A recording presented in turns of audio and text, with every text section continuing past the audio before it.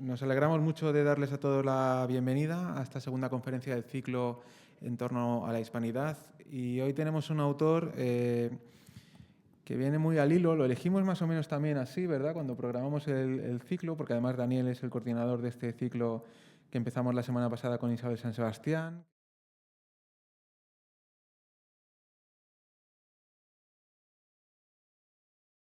Saben todos ustedes que va a seguir con Cristina Barreiro el próximo jueves, a la misma hora, a las 7, donde hablaremos de ese siglo XIX español tan lioso y tan apasionante. Y terminaremos el jueves que viene con Antonio Pérez Henares, que nos hablará sobre la juglaresca. Es un ciclo muy interesante y, como digo, habíamos programado una conferencia con Daniel Arberas, que es el escritor que tengo aquí a mi derecha, a quien doy la bienvenida y las gracias por estar aquí. Y Daniel principalmente lo que se dedica a estudiar e investigar y a escribir sobre ello es sobre temas que tienen relación con América, tanto con la conquista española de América como con pues un poco la permanencia, ¿no?, de España en aquellas tierras. Y es algo que digo que viene muy al hilo porque estamos a día 14 de octubre y el 12 de octubre no queda muy lejos, y el 12 de octubre siempre es una fecha muy polémica, por todos los motivos que ustedes ya saben, y encima tenemos un cuadro, ¿no?, que ha sido pues bueno, atacado, ¿no?, en el Museo Naval, y seguro que Daniel algo nos contará sobre eso, sin ánimo de meterte en ninguna polémica, pero bueno, lo podemos comentar. Y bueno, pues comentarles eso, que Daniel Arberas es uno de los, yo creo que ahora mismo, y no es exagerado decirlo, de los mejores escritores que tenemos hablando sobre América y la América española. Ha escrito diversos libros. Conquistadores olvidados es uno de ellos. Alonso de Ercilla, que es este que tienen ustedes aquí, soldado y poeta de los tercios, soldado y poeta en las Indias, que es más de narrativa. Y luego tenemos De mucho más honor merecedora, sobre una figura apasionante como es una mujer gobernadora en el siglo XVII en América. Esto no se lo han contado mucho, seguramente, pero esto fue así. Daniel tiene un libro sobre ello que les invito a todos ustedes a visitar. Luego, al final de la conferencia, todos aquellos que quieran pueden adquirir algún libro ahí atrás, y Daniel pues seguro que está encantado de firmárselo. Así que nada más, les vuelvo a dar las gracias por estar aquí, por acompañarnos esta tarde. Esperamos que disfruten mucho de la conferencia. Estoy seguro que va a ser así, porque Daniel es muy ameno. Y cuando termine, pues podrán ustedes hacer las preguntas que crean oportunas. Muchas gracias. Bueno, muchas gracias, Pablo, por tu generosa presentación y por acoger este ciclo a través de Tritoma Gestión Cultural y con la colaboración de la Asociación Escritores con la Historia a la cual pertenezco. Verán, cuando planteé este ciclo, le dimos vueltas al título y, claro, era el mes de octubre. Este centro se llama Centro Cultural San Chinarro Hispanidad y, bueno, como estaba muy cerquita el 12 de octubre, pues le dimos este título y había que tener una ponencia, lógicamente, sobre la materia. Entonces, esta es la que me ha tocado a mí, hablar de un tema apasionante. Miren, el 12 de octubre lo tenemos muy cerca. Fue el día de la fiesta nacional, el Día del Pilar y el Día de la Hispanidad. El Día de la Hispanidad, que tiene su origen, lógicamente, en el 12 de octubre de 1492, lo que ocurrió ese día. Vamos a una cosita muy sencilla, pero que yo siempre aclaro en estas ponencias. El 12 de octubre de 1492, Colón, con 85 marineros, dos carabelas y una nao, llegan, después de 2 meses de navegación con escala en Canarias, a una pequeña isla del archipiélago de las Bahamas, a la isla de Guanahani. Ellos la bautizan como San Salvador, porque realmente el Salvador les había salvado de un motín más que cierto a bordo de los hombres que estaban inquietándose por no llegar a ningún lado, en esa ruta hacia el oeste que planteaba Colón hacia las Islas de las Especias, hacia las Islas Molucas. Ese 12 de octubre, ellos no lo sabían, pero estaban comenzando a escribir una página impresionante de la historia de la humanidad. Estaban comenzando a descubrir un mundo nuevo, un nuevo mundo. Digo bien descubrir, aunque esta palabra parece tabú hoy en día. Para muchos, Colón no descubre América. Y dan 3 motivos fundamentales. América ya estaba allí, estaba poblada desde hace miles de años y otros habían llegado antes que Colón. Bien, las 3 son ciertas, ¿vale? América, claro que estaba allí, claro que estaba poblada y claro que habían llegado antes que Colón. Los vikingos llegaron. En torno al año 1000 llegaron a unas gélidas costas de Terranova y algunos vestigios de algún precario asentamiento en esa zona. Pero descubrir es contarlo. O sea, es ir, volver y contarlo. Y contárselo al resto del orbe que desconoce algo. Es hallar algo oculto, algo que no se conoce.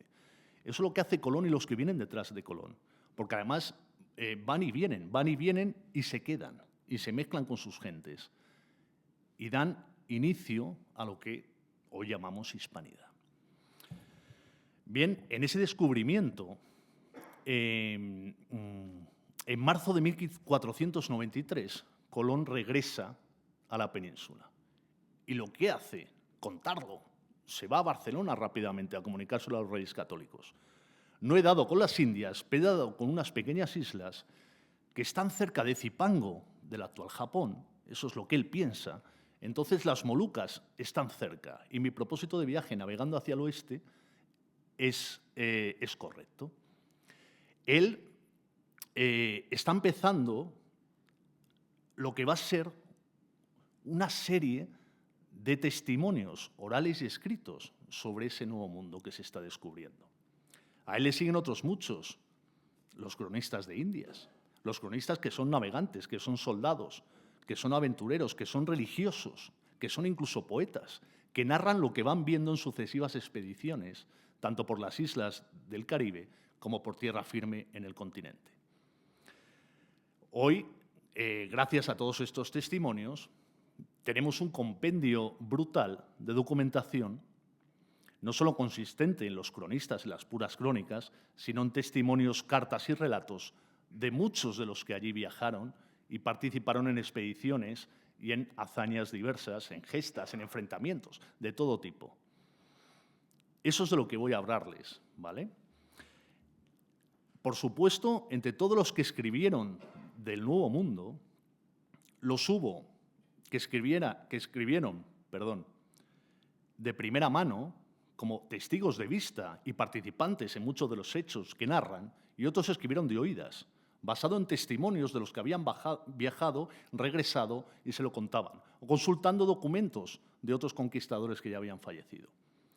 También les movieron diversas motivaciones. Hay quien lo hizo por afán de gloria, de dejar su rastro en la historia, de las expediciones en las que había participado, para conseguir mercedes, para valorar su figura.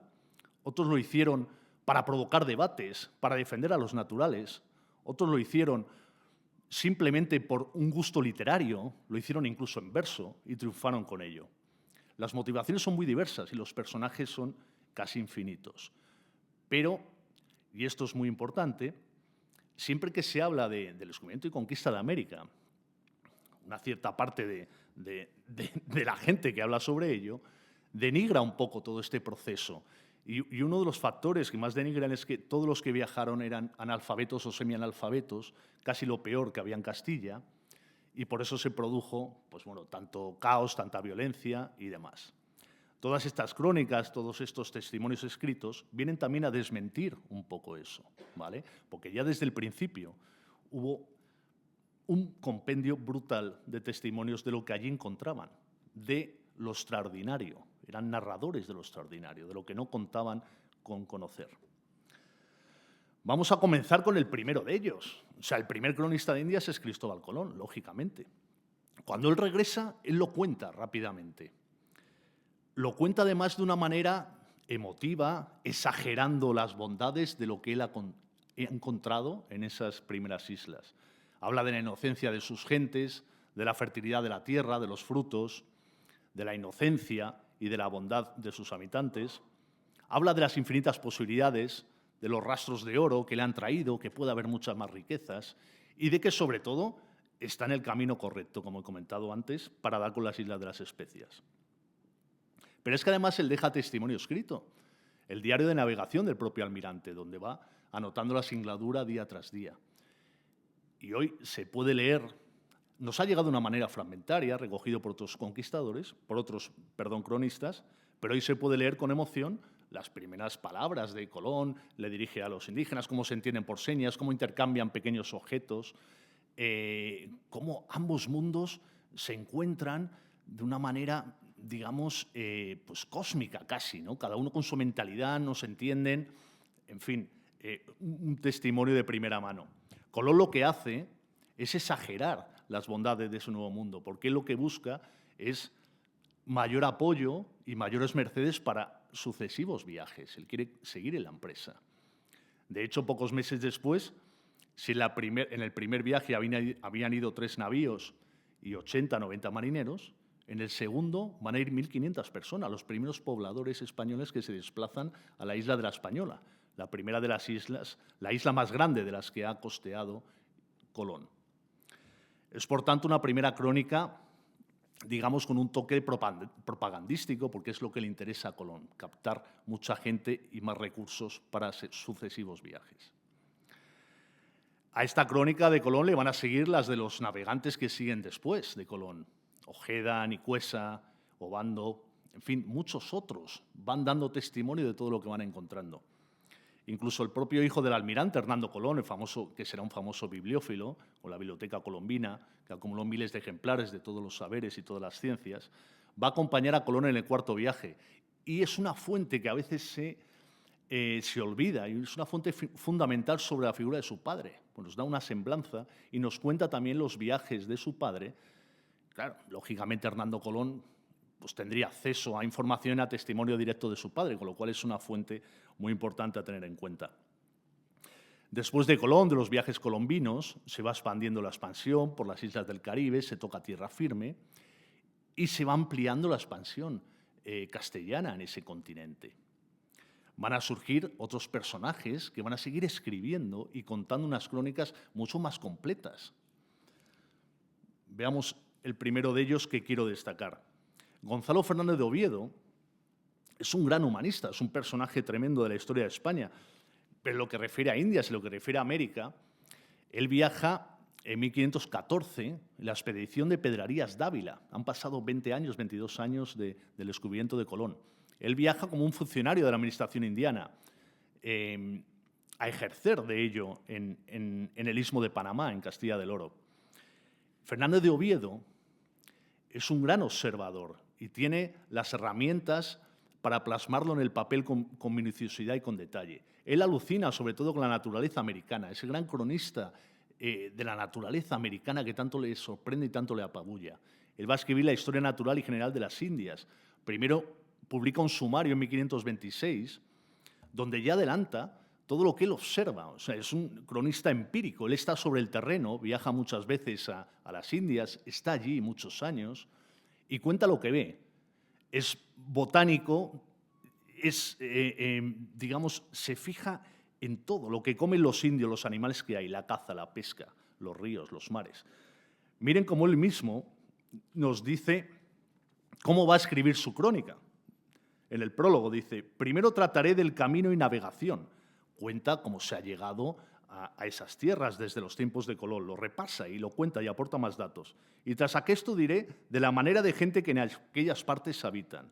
Y tras esto, de los animales terrestres, y de las aves y de los ríos, y fuentes y mares y pescados, y de las plantas, hierbas y cosas que produce la tierra. La obra de Oviedo tiene una gran repercusión en la península. Es una obra que se reedita más de 15 veces solo en el siglo XVI. Se publica también en inglés y en italiano, porque otras potencias que no han llegado a América quieren saber lo que hay allí. Oviedo es un gran personaje que está muy olvidado. Tiene una novela, no, tiene infinidad de novelas, porque además fue el primer cronista oficial de Indias. Él escribía ya a partir de 1532 como oficio de la corona para conocer todo lo que sucedía en el Nuevo Mundo. Un personaje que, por ejemplo, aquí nos describe, en su obra también ilustra en ciertos pasajes, aquí nos describe las hamacas, que era la cama de los indios de la isla de la Española, de Santo Domingo y de toda esa zona del Caribe. Mirad qué bien lo describe, ¿no? Dice: queda la cama en el aire 4 o 5 palmos, levantada de tierra, en manera de onda o columpio. Es muy buen dormir en tales camas. Son muy limpias y como la tierra es templada, no hay necesidad de otra ropa encima ninguna. Esto lo hace Oviedo con la comida, con la bebida, con las maneras de vestir, con todo. O sea, les sugiero, si quieren conocer muchos detalles de esa mirada de asombro de un castellano formado ante la inmensidad de las Indias, les sugiero leer esta obra. Él es, digamos, el prototipo de funcionario de la administración indiana, de hombre formado, que describe toda esta naturaleza abrumadora. También hubo religiosos que nos dejaron crónicas de Indias muy potentes. He elegido al más conocido por todos, el que más les sonará seguro, Fray Bartolomé de las Casas, una personalidad poliédrica, un personaje apasionante. Yo, claro, tuve dudas al poner el título de esta diapositiva, pero he puesto "y la leyenda negra", no porque él fuera digamos, pues bueno, un enemigo de la conquista, que no lo fue, pero sí que su obra indirectamente propició una leyenda negra antiespañola muy potente, que ha cuajado en buena medida y que sigue hasta nuestros días en ciertas capas de la población, en América y en muchos países.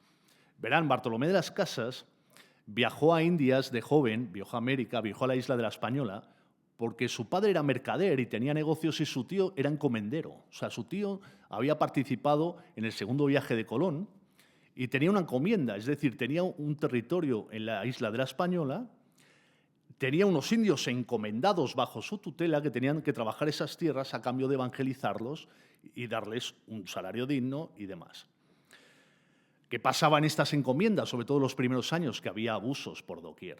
Los primeros aventureros españoles, pues bueno, llegan ahí y lo que quieren es, bueno, sacar riqueza, se han jugado la vida en la navegación y quieren sacar riqueza de esas tierras. Entonces ponen a trabajar a los indios, unos indios que no estaban acostumbrados a una explotación a gran escala ni a trabajos de sol a sol. Además, surgen pronto las infecciones, las enfermedades que llevan los europeos. También viceversa, también las enfermedades caribeñas que causan también estragos entre muchos castellanos.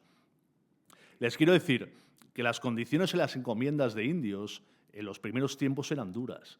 Y Fray Bartolomé de las Casas, que primero es un encomendero, porque él trabaja en la encomienda de su tío, se beneficia de ese sistema, y después incluso él pelea contra revueltas de indios contra los españoles en Santo Domingo, hay un momento que le hace clic la cabeza y dice, esto no puede ser. Sobre todo a partir de 1511, cuando Fray Antonio de Montesinos, uno de los primeros dominicos que llega a la Española, pronuncia un célebre sermón, el Sermón de Adviento, donde llama la atención al gobernador, a los capitanes y a los españoles de Santo Domingo.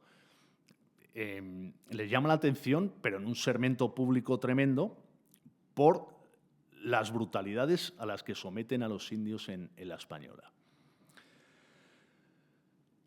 Fray Bartolomé de las Casas, Bartolomé de las Casas, que todavía no es fraile, le hace un clic en la cabeza y decide dedicar su vida a la defensa de los naturales, a la defensa de los indios. Toma los hábitos, viaja de vuelta a España, va a la corte, protesta ante todavía Fernando el Católico.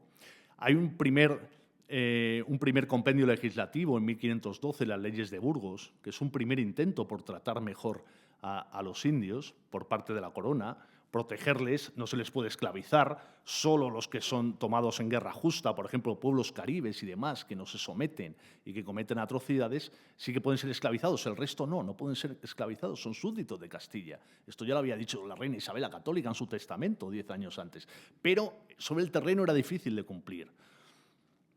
Esas leyes de Burgos se aplican, suponen un alivio para las condiciones de los naturales, pero todavía queda mucho camino por recorrer. Bartolomé toma los hábitos, se hace dominico y consigue en 1520 el cargo de protector de indios por su defensa a ultranza de los naturales y para llevar a cabo un proceso de evangelización pacífica de ciertas costas de tierra firme de la zona de Cumaná, en Venezuela, para intentar, por medio de la palabra, pues evangelizar a los indios sin someterlos a grandes trabajos ni a esclavitud, ni mucho menos. Bueno, ese intento de evangelizador pacífico de Bartolomé fracasa, o sea, tiene sus altibajos, pero fracasa. Sigue habiendo enfrentamientos con indios hostiles, con otros se llega a entendimientos, y Bartolomé sigue en la brecha denunciando ante la corte constantemente los maltratos que a su juicio sufren los naturales. Muchos los ve y otros los escribe de oídas. Y él exagera en esa labor, exagera para convencer a la corte. Estamos ya en tiempo del rey Carlos, del emperador Carlos, y él va a conseguir que en 1542, han pasado 30 años desde la aprobación de las leyes de Burgos en 1512, se apruebe otro compendio legislativo fundamental, las leyes nuevas. Que estas leyes prohíben las encomiendas y profundizan en el buen trato que hay que dar a los indios. Bien, tras esto, Bartolomé de las Casas, las ideas de Bartolomé de las Casas, todo lo que él ha visto y todo lo que ha oído y todo lo que exagera para conseguir su propósito de una legislación más benigna y un buen trato a los naturales, se pone por escrito. Y se escribe la brevísima relación de la destrucción de las Indias. Estamos en 1552. Son escritos suyos, de antiguo, de los tiempos en que ha visto esos maltratos, estos malos tratos, y los ha denunciado. ¿Qué pasa? Que esos escritos se publican en España y, bueno, tienen cierta repercusión, pero bueno, si hubiera quedado ahí, no pasa nada. Se ha legislado, el trato a los indígenas es mucho mejor y la situación se va normalizando. Pero es que esa publicación de Bartolomé de las Casas, en 1500, no me quiero equivocar, 79, se publican en Amberes. Esos escritos han llegado al centro de Europa y en Amberes estamos en Flandes. Ya hay una revuelta contra Felipe II tremenda en esos tiempos. ¿Qué pasa? Esos escritos de Bartolomé de las Casas son aprovechados por los enemigos de la corona española para atacar a España, en una guerra propagandística tremenda que se desata a partir de entonces y que va a confluir 20 años después, en 1597, por eso le he puesto aquí estas dos imágenes, cuando Teodoro de Brie, un grabador y un impresor flamenco, protestante por supuesto y enemigo de España, ilustra esos textos antiguos de Bartolomé de las Casas con unos grabados impresionantes de los malos tratos, abusos, matanzas y demás que cometían los españoles en América. ¿Qué pasa? Los impresores flamencos son los mejores de aquel tiempo, entonces imprimen por doquier esas hojas ilustradas con esas torturas españolas a los indios, los malos tratos, y esa imagen se difunde por todos los enemigos de la corona. Y esa imagen, por desgracia, es la que ha quedado hoy en día para mucha gente. Mucha gente se queda con estas láminas y con esas descripciones de Bartolomé de las Casas, que algunas eran ciertas, pero la mayoría eran exageradas. O sea, ningún historiador medio serio mantiene las cifras que Bartolomé de las Casas ponía en sus escritos, ni muchas de las salvajadas que él escribe, que escribió de oídas muchas. Ahora veremos precisamente a un soldado que participa en la conquista de México con Hernán Cortés, que escribe su crónica, entre otras cosas, para rebatir a Fray Bartolomé de las Casas. Entonces, claro, digamos que es una figura polémica, controvertida. Hoy en día se le considera un precursor de los derechos humanos, y por supuesto que lo es. Gracias a su labor, a su empeño en defender a los indios y a los naturales, se les procuró un mejor trato. La corona paró la conquista, la corona legisló en favor de ellos y penalizó a los que abusaban de los indios en numerosas ocasiones. Entonces, claro que es un precursor de los derechos humanos. Y también, indirectamente, involuntariamente, es un precursor de la leyenda negra. No es incompatible. Las dos cosas las hizo Fray Bartolomé de las Casas. Entonces, es una figura apasionante de nuestra historia, por supuesto que sí. El viejo soldado que escribió un poco para rebatir a Fray Bartolomé de las Casas es don Bernal Díaz del Castillo. O sea, su historia verdadera de la conquista de la Nueva España es una historia apasionante. Porque él, como dice aquí, estuvo desde el principio en la conquista de México. Estuvo incluso desde antes, en las expediciones de Grijalva y de Fernández de Córdoba. Y después se unió a la tercera, por eso dice ahí 3 veces arreo, una tras otra, como yo. Soy el más viejo soldado. Se unió a la conquista a las tropas de Hernán Cortés. Y muchos años después, cuando ya tiene cerca de 80 años, se decide a poner por escrito su crónica. ¿Qué le mueve a hacerlo? Pues dejar fama y memoria de mí, como decía Pedro de Valdivia. Pues tal vez, claro que sí. Dejar su nombre para la historia. Porque él no está de acuerdo con lo que se ha escrito hasta entonces, porque solo se ha alabado al capitán Cortés. Todos los méritos se los ha llevado Cortés. Incluso ha contratado a Gómara, a otro cronista, que era capellán suyo, para que escriba una crónica adulatoria sobre Hernán Cortés. Y se ha olvidado de los viejos soldados que participaron desde el principio en la conquista de México. Bernal Díaz del Castillo escribe en un estilo directo, muy narrativo, con imágenes apasionantes que te hace estar ahí, con ese estilo a veces un poco exagerado, muy propio de las crónicas. Lógicamente comete algún error, porque lo escribe de anciano, pero hoy sigue siendo una crónica muy fidedigna a los hechos que nos han llegado hasta nuestros días y una fuente de primer orden para conocer muchas cosas de cómo fue ese camino desde que Hernán Cortés desembarca en las costas hasta que funda Veracruz, se enfrenta con los tlaxcaltecas, con los totonacas, aparece doña Malinche, Marinali, doña Marina, el papel fundamental que tuvo, la matanza de Cholula, las embajadas de Moctezuma, cómo era Tenochtitlán. O sea, tú lees la crónica de Bernal Díaz del Castillo y estás ahí. Es impresionante. Déjenme un segundo, porque en este libro yo le dediqué un capítulo a Bernal Díaz del Castillo. Y fíjense cómo nos describe al gran Moctezuma, el Tlatoani mexica, el gobernador o emperador mexica. Dice, sería el gran Montezuma de edad de hasta 40 años, y de buena estatura, y bien proporcionado, y cenceño e pocas carnes. Y la color no muy moreno, sino propio color y matiz de indio. Y traía los cabellos no muy largos, sino cuanto le cubrían las orejas, y pocas barbas, prietas y bien puestas e ralas, y el rostro algo largo e alegre, y los ojos de buena manera, y mostraba en su persona, en el mirar, por un cabo amor, y cuando era menester, gravedad. Continúa, un tema de la higiene, de la manera de vestir de Moctezuma, ¿no?, que le llama mucho la atención. Dice, era muy pulido y limpio, bañábase cada día una vez a la tarde, tenía muchas mujeres por amigas e hijas de señores, puesto que tenía 2 grandes cacicas como legítimas mujeres, que cuando usaba con ellas era tan secretamente que no le alcanzaban a saber sino alguno de los que le servían. Era muy limpio de sodomías. Las mantas y ropas que se ponía un día no se las ponía sino desde a 4 días. O sea, así es toda la crónica de Bernal Díaz del Castillo, una crónica que me parece apasionante. Él describe todo, también describe los sacrificios humanos que contemplan, los restos de los sacrificios humanos que contemplan en las pirámides en Tenochtitlán. Cómo son capturados compañeros en la noche triste, cómo caen bajo las flechas y macanas de los mexicas. O sea, es una crónica muy viva, es casi una novela de aventuras, de alguien que lo vivió, de alguien que estuvo sobre el terreno. Este es el ejemplo de la crónica de un soldado que recuerda su papel en la conquista de México y ve que no ha sido recompensado o que ni siquiera va a pasar a la historia. Y dice, bueno, pues yo me escribo mi crónica. Es otro de esos soldados con instrucción, esos soldados que no son analfabetos, como estamos viendo. Continuemos con otro gran aventurero.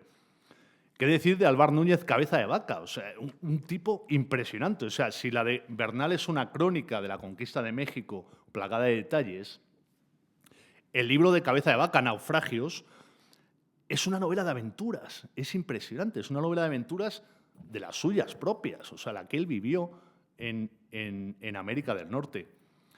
Aquí avanzamos unos años, estamos en 1527. Alvar Núñez Cabeza de Vaca forma parte de la expedición de Pánfilo de Narváez, que ha sido encomendado para poblar y conquistar la Florida. La Florida había sido descubierto años antes, en 1513, como sabe, por Ponce de León. Pero había habido varios intentos por poblar y conquistar y expandir un poco y explorar la riqueza de ese territorio que no habían cuajado. Pánfilo de Narváez se le encomienda esta misión, lleva 5 naves, 600 españoles, caballos, pertrechos, víveres, armas, en fin, una expedición muy potente para de una vez poblar y expandir el territorio. En fin, es la típica expedición en la que todo sale mal. O sea, ya al llegar al Caribe, al llegar a la isla española y a Cuba, se producen unas tempestades tremendas. Algún barco ya se desorienta, se pierden, tienen que repararlo. Algunos marineros lo han pasado tan mal, o algunos soldados que van embarcados, que en Cuba desertan y se quedan por allí. Y bueno, tardan meses en rehacerse hasta que llegan en abril de 1528 a las costas de Florida, a las costas de Tampa. Intentan un desembarco, les cuesta Dios y ayuda, pero bueno, lo consiguen.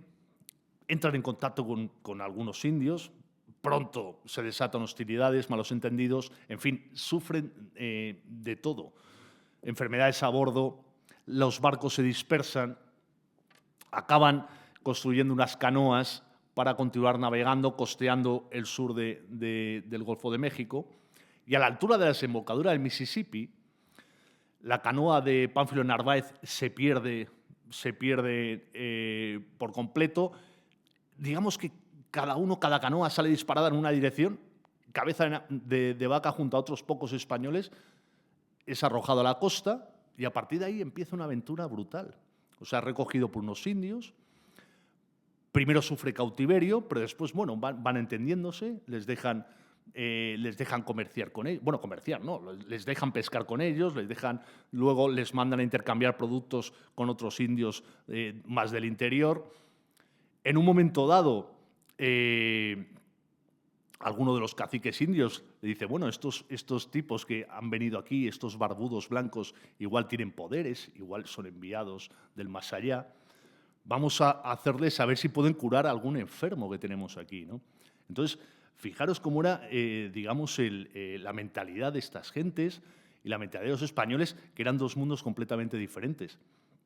Y le ponen a curar a Álvar Núñez Cabeza de Vaca y a sus compañeros a ejercer de médicos o curanderos, ¿no? Quizás pensaban los indios que tenían un poder especial. Miren también cómo lo describe él mismo. O sea, es que esto lo bueno es que lo cuenta el propio Álvar Núñez Cabeza de Vaca. Dice, en aquella isla que he contado nos quisieron hacer físicos sin examinarnos ni pedirnos los títulos, porque ellos curan las enfermedades soplando al enfermo y con aquel soplo y las manos echan de él la enfermedad. Y mandaros no que hiciésemos lo mismo y sirviésemos en algo. Nosotros nos reímos de ello, diciendo que era burla y que no sabíamos sanar. Y por esto nos quitaban la comida hasta que hiciésemos lo que nos decían. O sea, casi se ven obligados a ejercer de médicos o curanderos. Y después lo acaban haciendo. Y dice, la manera con que nosotros curamos era santiguándonos y soplarlos, y rezar un Pater Noster y un Ave María, y rogar lo mejor que podíamos a Dios nuestro Señor que les diese salud. Perdón. Y expirase en ellos que nos hiciesen algún buen tratamiento.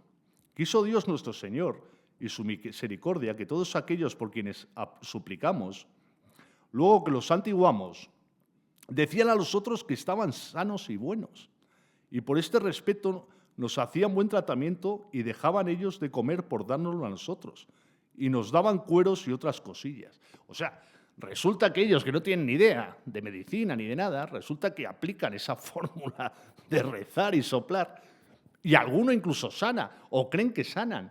Y entonces a partir de ahí son mejor tratados por los indios. O sea, es impresionante. Claro, me dirán, pero esto se lo pudo inventar. ¿Pero cómo se lo va a inventar? ¿A quién se le ocurre esto? O sea, vamos a ver, que es un aventurero castellano que han llegado ahí arrojado a las costas del Mississippi, ¿no? O sea, es impresionante, como hay 1000 ejemplos. ¿Qué ocurre? Son mejor tratados, efectivamente, siguen ejerciendo como médicos y curanderos, también ejerce como mercader, intercambiando conchas de la costa con otros productos del interior, hasta que quedan 4 españoles, con Cabeza de Vaca entre ellos, que deciden continuar caminando. Dice, bueno, vamos a ver si nos vamos de aquí y llegamos hacia la Nueva España, a ver si nos encuentran y volvemos un poco a la civilización. Bueno, el periplo ahí lo tienen en el mapa, o sea, recorren buena parte del sur del actual Estados Unidos, frontera con Texas, Nuevo México, llegan hasta casi California y acaban encontrándose con una partida de españoles en el norte del Virreinato de la Nueva España, 8 años después del naufragio.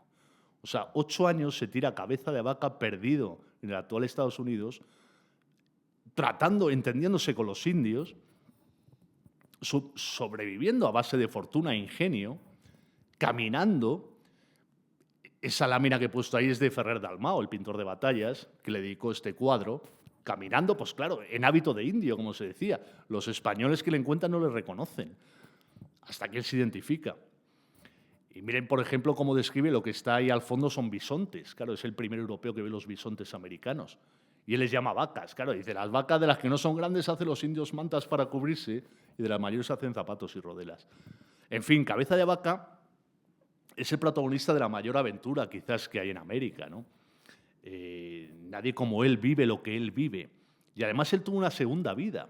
Él regresó, después de este milagroso encuentro, regresó desde México a España, lo contó, escribió su libro Naufragios, donde daba cuenta y detalle de todo. Y bueno, sorprendió tanto que se ganó pues, el apoyo de la corona para ser nombrado gobernador del Río de la Plata. En 1540 es nombrado gobernador del Río de la Plata y tiene una nueva experiencia americana. Viaja otra vez hasta el Río de la Plata, donde él va a intentar hacer lo que ha hecho en Estados Unidos y que le ha valido supervivir. Entenderse con los indígenas de allí, tratarles bien y no someterles a abusos y demás. Cosa que hacían algunos todavía por esas latitudes. Por eso surgen las envidias, las luchas por el poder, es decir, lo que es tan frecuente en el ser humano y en estos tiempos en América sucedía con cierta frecuencia. Total, Cabeza de Vaca va a acabar encarcelado por otros españoles que le quitan el poder y enviado a España. Pasará los últimos años intentando defenderse de los cargos de los que le han acusado y completamente olvidado. Pero nos deja una crónica de primera mano de esa aventura milagrosa en el actual Estados Unidos que les recomiendo leer si no lo han hecho todavía. No sé si se recuerda la película esta de Leonardo DiCaprio del Renacido, que era un trampero en el siglo XIX, que le atacaba un oso, casi le comía, sobrevivía como podía. Pues Cabeza de Vaca le da 1000 vueltas y además en 1527 a 1535 estuvo en ese territorio sobreviviendo como podía. Personaje impresionante. Y después, claro, también tenemos incluso quien hace de su experiencia americana, hace un poema épico, un poema en verso, y encima triunfa porque nadie lo ha hecho. Y nadie ha contado la conquista de Chile en verso, y la conquista del territorio más lejano de las Indias, y contra los indios más fieros, los mapuches, los terribles araucanos. Este es Alonso de Ercilla, el madrileño Alonso de Ercilla, que nace en 1533. Él pertenece a una familia pues bueno, bien relacionada, o sea, bueno, una familia bien relacionada. Su padre, Fortún García de Ercilla, era un hombre de leyes, era consejero del emperador, formaba parte del Consejo de Castilla, de Carlos I, y su madre era doña Leonor de Zúñiga, una mujer de la mediana nobleza, señora de Bobadilla. Digamos que tiene un hogar acomodado y cortesano. Alonso es el menor de 6 hermanos y al año de vida, muere su padre, el principal sustento de la familia. Se queda solo la viuda a cargo de una prole de seis hijos con la renta del señorío de Bobadilla. Ella, bueno, va tirando, consiguiéndole acomodar a sus hijos, la hija mayor la casa, otro hijo toma los hábitos, otro hijo muere jovencito. Van pasando unos años, le quedan 2 hijas y Alonso el pequeño. Al final, claro, muerto el marido, empiezan los pleitos por la posesión del señorío de Bobadilla, que ella va a perder pasados unos años.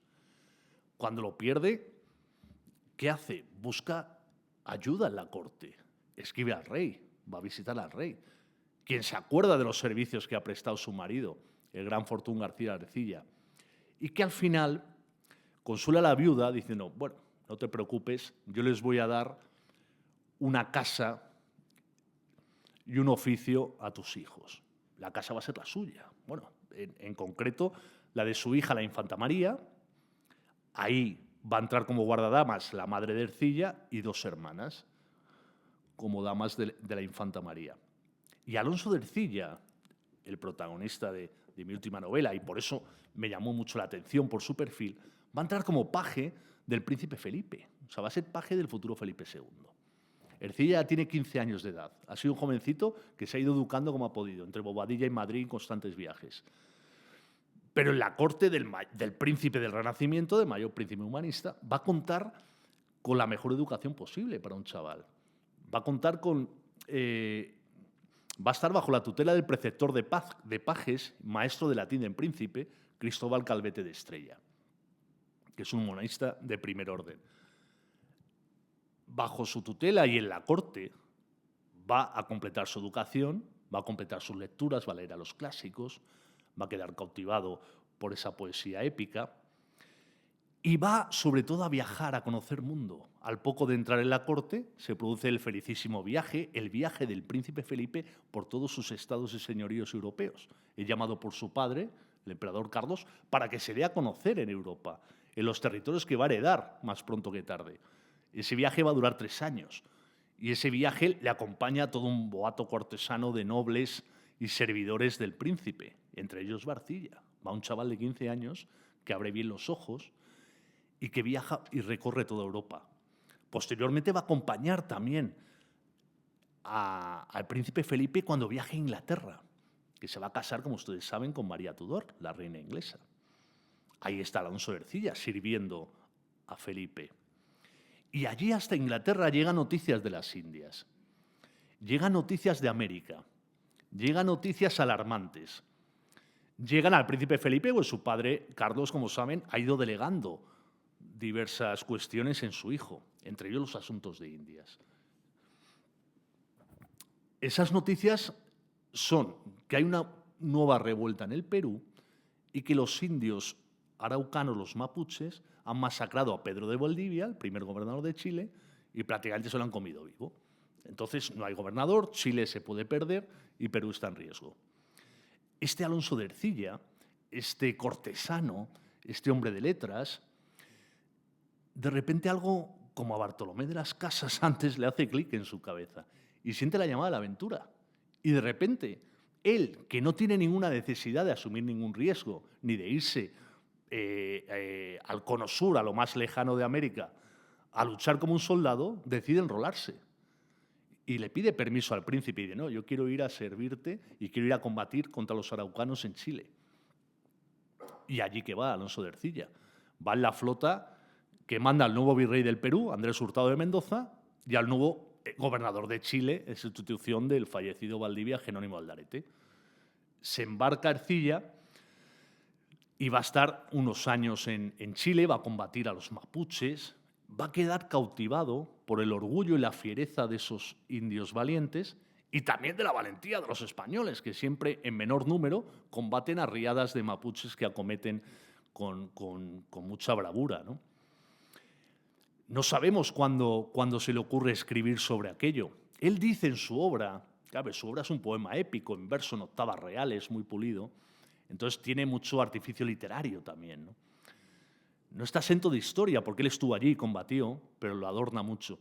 Y él dice que tomaba notas por las noches, en los campamentos, incluso cuenta que cuando se le acaba el papel escribe en cortezas de árboles, en trozos de piel, que se va guardando y demás, los primeros versos.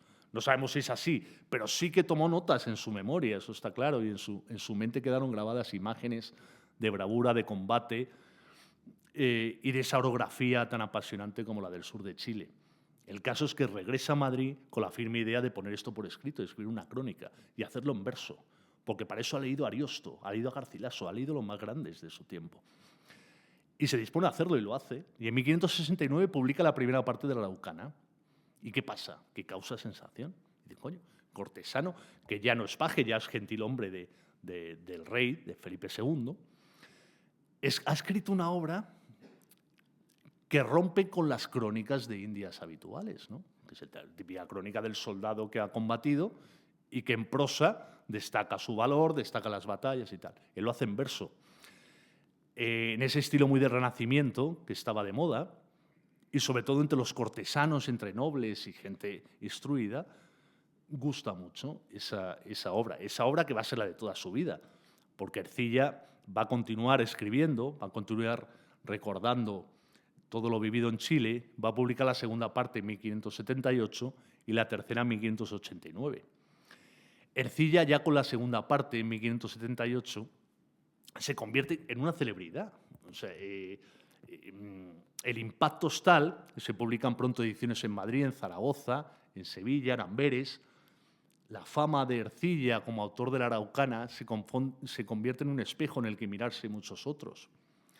Grandes poetas de su tiempo, seguro que reconocen aquí a un par de personajes, a nada menos que a Cervantes y a Lope de Vega, le admiran y lo expresan en sonetos que le dedican laudatorios. A Cervantes está claro que le conoció en Lisboa, cuando Cervantes ha regresado del cautiverio de Argel, después de 5 años cautivo en Argel, y ha ido a Lisboa, porque ahí está la corte, porque ahí está Felipe II reclamando su derecho al trono de Portugal, y ahí se produce una guerra que va a durar un par de años contra el prior de Crato y los portugueses que reclamaban el trono para el prior de Crato. Ahí está Cervantes unos meses, y ahí va Ercilla, porque Ercilla sigue siendo un cortesano, siempre quiere estar donde está la corte. Aprovecha ese viaje también para solicitar la licencia para publicar la Araucana en Portugal, perdón. Va a conocer a Cervantes, Cervantes va a quedar cautivado por la Araucana. Cervantes, la primera obra que escribe de cierta enjundia, que es la Galatea, que es en 1585. Y ahí le dedica un poema muy elogioso a Ercilla, prueba de que ha leído la Araucana y de que le tiene en gran estima. Lope de Vega es bastante más jovencito, pudo conocerle o no, no está claro, lo que está claro es que leyó la Araucana, incluso trató de imitarle. Lope de Vega escribió La Dragontea, donde daba cuenta de las aventuras del pirata Francis Drake y de su fin en el Caribe, y tratando de imitar el estilo y el ritmo de Alonso de Ercilla. Incluso en El Buscón de Francisco de Quevedo, unos años después, también un personaje del Buscón se jactaba de haber comido 1000 veces con Alonso de Ercilla, como un personaje admirado de entonces. La Araucana, ese poema épico donde cuenta lo que está contando, es la conquista de Chile, los ataques, contraataques, la miseria, el salvajismo, la brutalidad del combate, porque son combates muy cuerpo a cuerpo y muy brutales, causa sensación y le salen imitadores, y ahí tiene algunas portadas de otras crónicas que trataron de escribir en verso, como hizo Ercilla, también pues una crónica de Indias. No tuvieron la misma fortuna que tuvo Alonso de Ercilla, quizás porque él fue el primero, fue más original, porque su verso era más pulido y más trabajado. Fíjense cómo es que hoy casi nadie recuerda a Alonso de Ercilla. Sí que se recuerda a la Araucana, bueno, puede sonar, sí, un poema a la Araucana. Pero hasta ahora él no tenía ningún libro que tratara su figura, por eso yo me animé a escribir una novela histórica sobre él. Y fíjense cómo sería que hasta en 1869, quizás lo conocen, pero hubo un proyecto que surgió de la Revolución de la Gloriosa, del gobierno que surgió de la Revolución de la Gloriosa, para crear un panteón de hombres ilustres en San Francisco el Grande, en la Basílica de San Francisco el Grande. A ese panteón se iban a llevar los restos de grandes literatos, grandes hombres de armas y grandes hombres de ciencia de España. Entre los poetas se llegaron a llevar los restos de Calderón de la Barca, de Garcilaso de la Vega, de Juan de Mena y de Alonso de Ercilla, que se sacaron de su convento de Ocaña, donde está enterrado, para llevarlos en procesión fúnebre, junto a estos poetas y otros grandes como el Gran Capitán, el arquitecto Villanueva y demás. Ese proyecto, que tenía su razón de ser, duró pocos años. Bueno, por la desidia de gobiernos posteriores, la falta de fondos, la resistencia de muchos municipios o lugares donde estaban enterrados a ceder los restos de sus hombres ilustres, y al final cayó en el olvido. De hecho, el primero que salió de allí después otra vez a la iglesia de San Sebastián fue los restos de Calderón de la Barca a los pocos años, porque se veía que eso carecía de fondos y no se iba a ampliar el panteón. En fin, con Alonso de Ercilla quería terminar, no sin antes decirles que hay muchísimos cronistas más. Yo he tocado solo, digamos, el prototipo de alguno de ellos. Si se fijan, hemos tocado un funcionario, un cronista oficial de Indias como Gonzalo Fernández de Oviedo, un religioso como Fray Bartolomé de las Casas, un soldado como Bernal Díaz del Castillo en la conquista de México, un aventurero, un superviviente como Cabeza de Vaca, y un poeta que también fue soldado y que escribió un verso, lo que él vivió y lo que él sufrió y lo que él peleó en el sur de Chile, en el rincón más peligroso de la América hispana. Así que nada, muchas gracias y a su disposición, por supuesto.